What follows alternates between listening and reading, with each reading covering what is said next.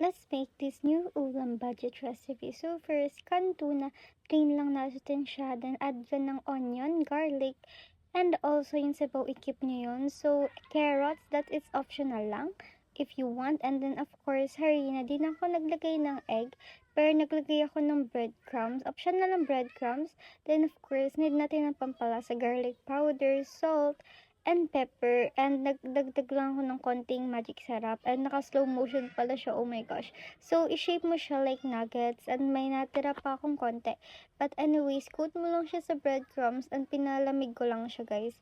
And I'm so sorry kasi oh my god, naka slow motion siya, but anyways, it's so masarap. And yung gravy recipe is nasa other video ko. I can share to you na masarap talaga siya. Pwede ka din magdagdag ng cheese as the fillings ng tuna, but I mean ng nuggets. But yeah, anyways, this is a good ulam recipe. Bye!